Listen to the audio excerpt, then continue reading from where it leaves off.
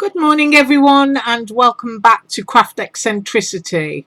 I was given a question yesterday, so that is one of the first things that I want to answer today. I showed these clear bling bling stones that I got from Tuesday morning, and someone on the channel asked, how do you colour them? Well, let me answer that for you. I use a condiment cup from Dollar Tree.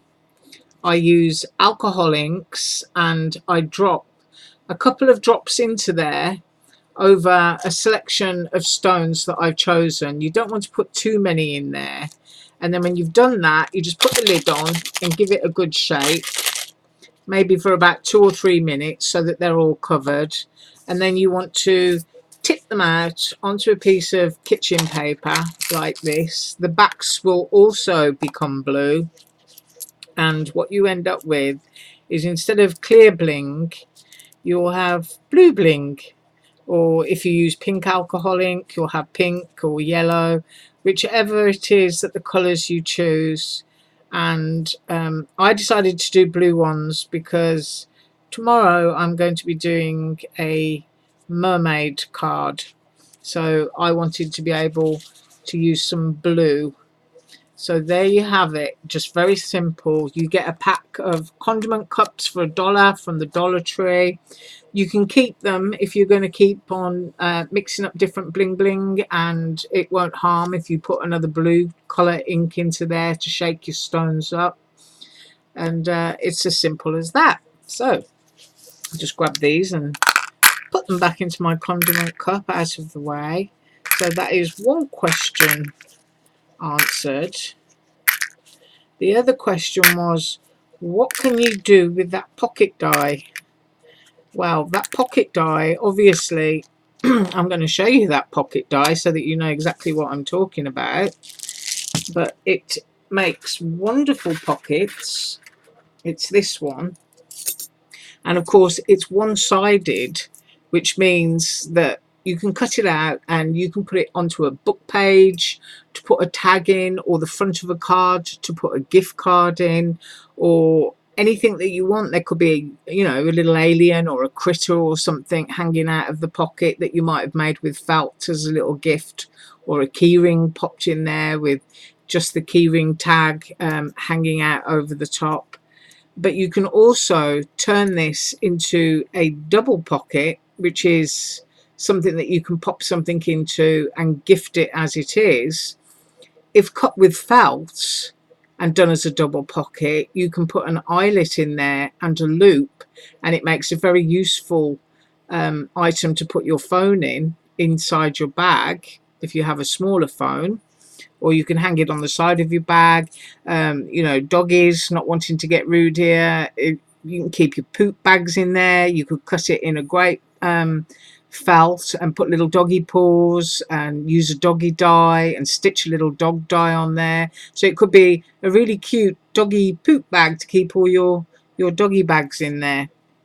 So the other thing that you can do is what I did yesterday, and that is I cut the pocket, but then I cut a longer strip and I used a corner rounder on the strip, which is one of these. They're extremely useful for rounding off the edges of your paper, and I turned it into an envelope.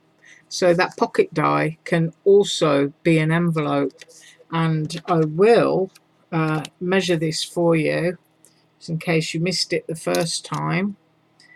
And the actual size of the completed pocket is 4 inches, and if I measure this, you can see I allowed a little bit extra at the back, but you could make this as long as you wanted to, as long as the flap covers the opening. And my finished envelope is 4¼ inches by 3 inches. So, you know, you can pop a little note card or thank you card or bits of ephemera or anything in there. So it's a really lovely die, very useful, and it comes with these that you can stamp sentiments on, cut in different colour papers to layer up on the front there, or you can do it with that tag and make it look like a sort of like little policy pocket document holder. It's just a really lovely set, and I think it's only a couple of dollars, so it's a very useful one. Right, now getting on to my sample. Still got a sore throat, sorry.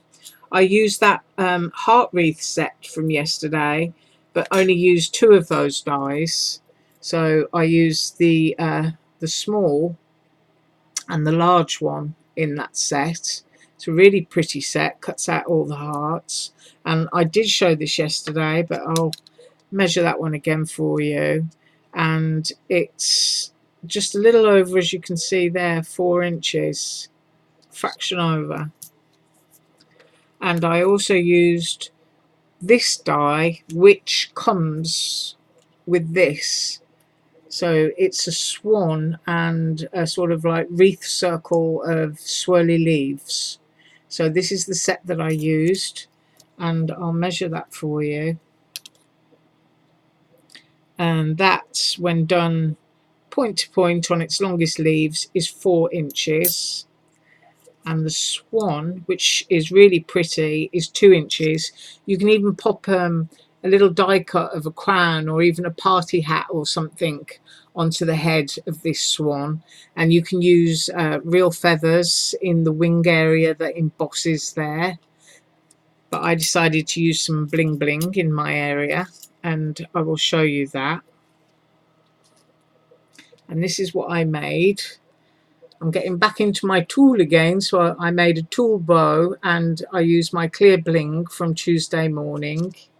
I used my new paper pad that has swans on it from Tuesday morning, and my glitter pad. And as you can see, I used the teardrop bling bling there for the wing of the swan, and the heart wreath is at the back. And that is what I made last night. So that was my creativity. And as usual, I do link everything below, and I will be back tomorrow with who knows what, but I'm always back tomorrow. You have a great day. Bye.